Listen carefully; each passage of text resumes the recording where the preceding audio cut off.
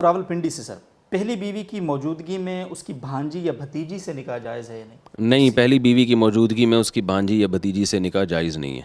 بہت بہت شکریہ سر۔ نکاح کے بعد رخصتی 1 ماہ یا 6 ماہ بعد ہوتی، تو اس رخصتی کے وقت سے پہلے مرد اور عورت پر ان کے ازدواجی زندگی کے حقوق جو ہیں وہ عائد ہوتے ہیں یا نہیں ہوتے؟ رخصتی ضروری ہے اس کے لیے؟ دیکھیں، رخصتی سے پہلے جب تک عورت شوہر کے گھر میں نہیں آ جاتی، شوہر پر اس کا نان نفقہ نہیں ہے، ٹھیک ہے اور شوہر اس پہ کوئی پابندی بھی نہیں لگا سکتا جی کہ یہ کرو یہ مت کرو، کیونکہ جب تک رخصتی نہیں ہوگی میاں بیوی کے حقوق ایک دوسرے سے متعلق نہیں ہوں گے۔ جی البتہ یہ ہے کہ چونکہ نکاح ہو چکا ہے، اگر ان میں کوئی سیکچول ریلیشن قائم ہوتا ہے تو وہ حلال ہے، وہ ناجائز نہیں کہلائے گا۔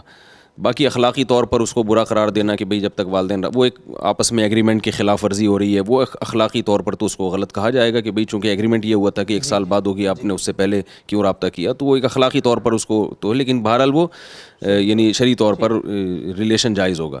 اور جب تک وہ شوہر کے گھر میں نہیں آ جاتی تو اس وقت تک حقوق ایک دوسرے کے شروع نہیں ہوں گے۔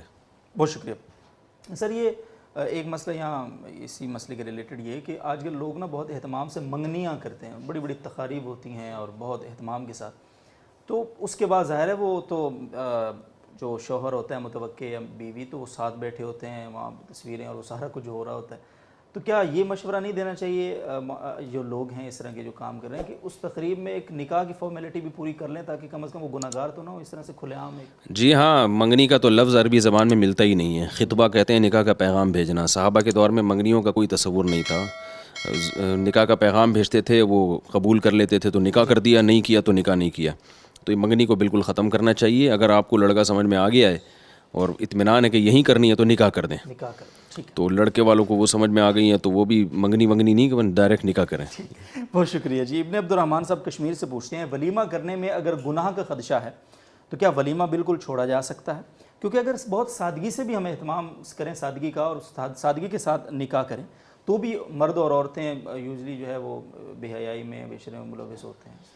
دیکھیں، ولیمے میں اگر گناہوں کا خطرہ ہے تو پھر اس طرز پہ ولیمہ جائز نہیں ہے، لیکن ولیمہ کی سنت ترک کرنے کی ضرورت نہیں ہے، کیونکہ ولیمہ اس چیز کا نام نہیں ہے کہ لوگوں کو آپ لازمی جمع کریں اس خاص اسٹائل میں۔ آپ کسی بھی طرح سے لوگوں کو کچھ کھلا دیں ایک خوشی کا اظہار کے لیے۔ 2-4 دوستوں کو آپ نے ادھر لے جا کے وہاں کھلا دیا، ادھر یہ کیا نام ہے شنواری پہ کھلا دیا، آپ کو اور مجھے لے گئے وہاں پہ ٹھیک ہے، ادھر کھلا دیا، 2-4 کو ادھر کھلا دیا، اس طرح بھی ولیمہ ہو جاتا ہے۔ یعنی خوشی کے موقع پہ کسی کو کھانا کھلایا نا، اس کا نام ہے۔ تو اس کے لیے ہلا گلے میں اگر آپ سمجھتے ہیں کہ بھئی گناہ ہوں گے تو آپ بچ جائیں، نہیں تو آپ جو ہے جو بھی آپ کے دوست احباب ہیں ان کو کہیں بھی لے جا کے آپ کھانا کھلا دیں، سنت ادا ہو جائے گی۔ میں آپ کے ساتھ شنواری آ رہا ہوں بھائی، میں کہیں نہیں جا رہا۔ رضوان صاحب یو پی انڈیا سے سوال کر رہے ہیں سر، سالی سے ظاہر ہے سیکچول ریلیشن اگر ہوتا ہے تو نکاح باقی رہتا ہے؟ یہ سخت حرام عمل ہے، لیکن اس سے نکاح پہ اثر نہیں پڑتا۔ اچھا، نکاح۔ بہت شکریہ سر۔